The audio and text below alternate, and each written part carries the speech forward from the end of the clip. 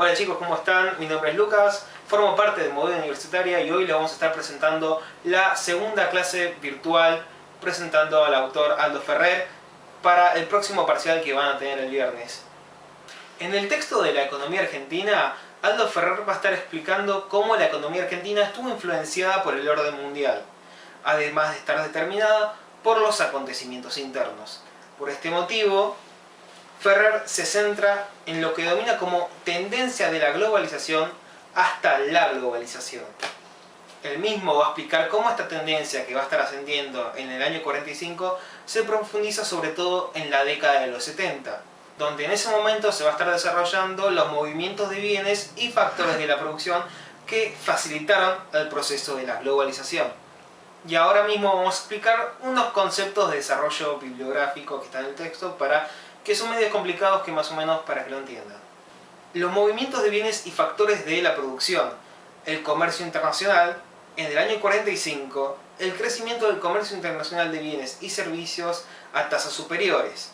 En los años 50, este es alrededor del 10%, en los 70 es de un 20%, y en el siglo XXI actualmente va a seguir creciendo hasta un 22%. Ahora las inversiones privadas directas, que es un tipo de comercio que conforma la tercera parte del comercio mundial. Las inversiones crecieron en los bienes de alta tecnología, en los servicios financieros, de telecomunicaciones y programas de computación y procesamiento de datos. Las migraciones es un suceso que se va a dar mucho más fuerte en la posguerra, especialmente en los 50. Los capitales financieros son transacciones financieras internacionales que se realizan entre los mismos países industriales y el resto en las plazas de los países en desarrollo. Todo esto a partir de 1970. A partir de esto va a surgir una conformación de las redes globales, que esto mismo va a demandar en una revolución tecnológica que va a tener como protagonismo los países industrializados y avanzados. Estados Unidos, Europa Occidental y Japón como tríada fundamental. La formación de la Unión Europea, el declinamiento de la participación de América Latina en las exportaciones, crecimiento de las economías en desarrollo de Asia, conformación del grupo de los 7, la tríada ejerce control decisivo de los organismos multilaterales como el Fondo Monetario Internacional, o el FMI, el Banco Mundial y la Organización Mundial del Comercio. Esto también desencadena el fin del periodo dorado, que dura del 73 a 1990, una reducción del PBI a nivel global, exceptuando Corea, Taiwán, Malasia y China. Consolidación del dólar como moneda hegemónica y una desmonetarización del oro. Todo esto en el año 71.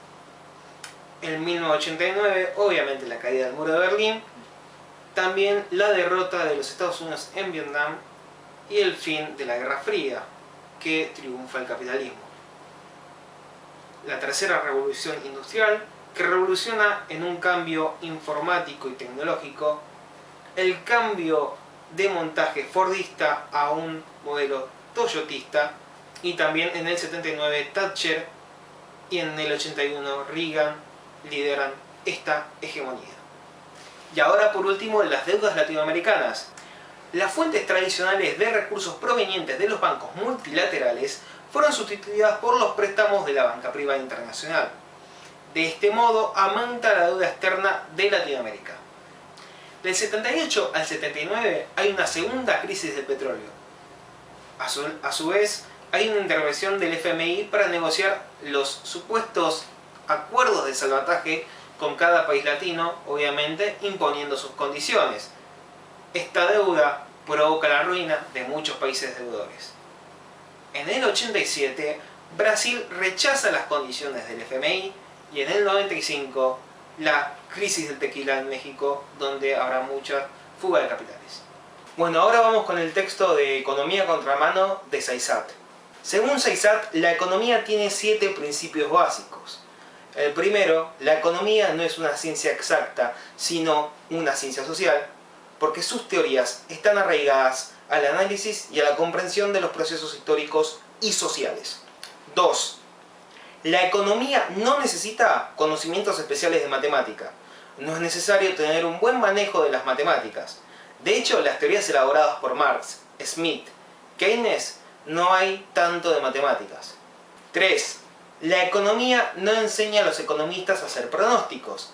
Los que se dedican a pronosticar son economistas del poder económico que tratan de engatusar a la gente con alguna movida económica. 4. La economía se puede explicar sin términos incomprensibles. Se puede usar un lenguaje técnico, pero que a la vez se entienda en el común de la sociedad. 5. La economía no es más importante que la política. Al contrario, citando al economista coreano Han Kong-chang, el ejercicio de buenas políticas económicas no requiere de buenos economistas. 6. La economía de un país no se asemeja a una economía familiar. Nunca, pero nunca, por empezar, la familia no emite dinero. Un país sí emite dinero. Por tanto, su manejo económico es incomparable desde ese principio. 7. La economía interviene en la disputa del poder. Por eso, los economistas ortodoxos imponen sus visiones como únicas, para defender sus propios intereses, obviamente. Por ejemplo, Domingo Cavallo, Martínez de Oz, Sturzenegger, entre otros. Ahora vamos con el texto de Sennett, que se llama La cultura del nuevo capitalismo.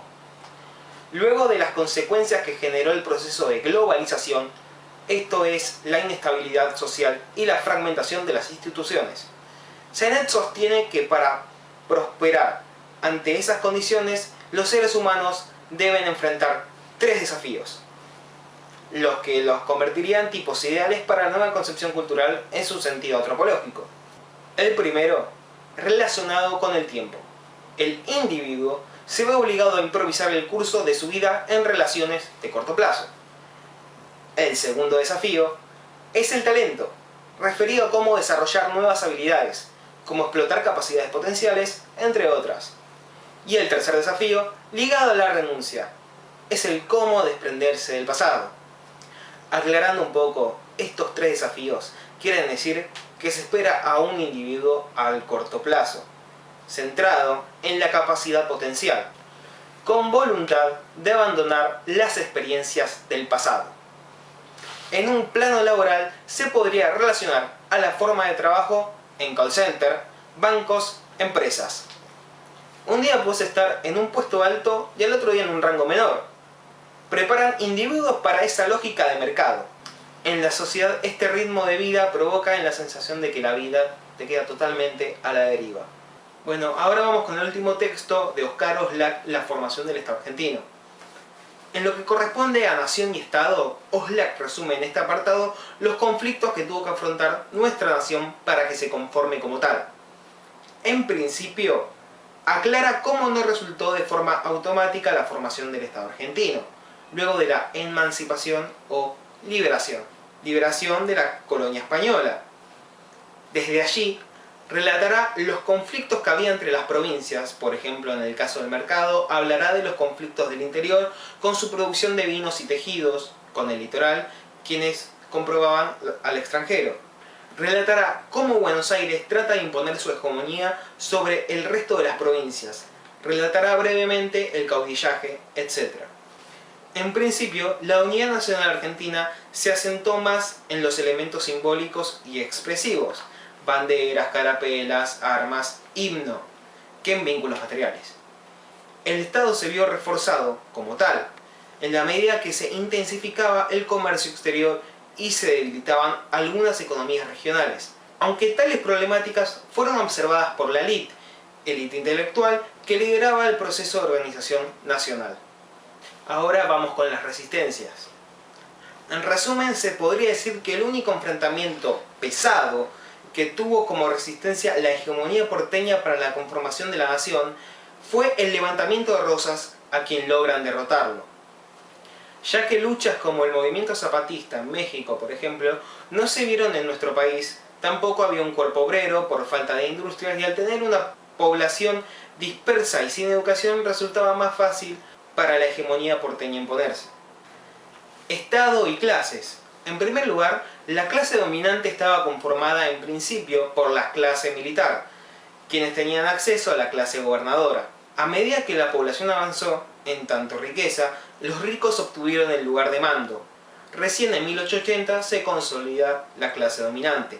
Y en segundo lugar, es el rol del Estado ante la estructuración de clases sociales. Para esto el Estado subsidia a las provincias, construye caminos, puentes, etc. Promueve la inmigración de europeos, etc. Bueno chicos, el video ya llegó a su fin, espero que les haya servido. Recuerden estudiar este viernes para el parcial. También recuerden suscribirse al canal de Movida Universitaria para más videos explicativos y sobre todo activar las notificaciones, así cuando subimos un nuevo video explicativo a ustedes les llega esa notificación y entonces pueden verlo en el acto. Y también dejen sus dudas en la caja de comentarios. Vamos a estar contestando cada duda y también la pueden dejar en la página Facebook, Twitter, donde sea. Soy Lucas, espero que les haya servido. Muchas gracias.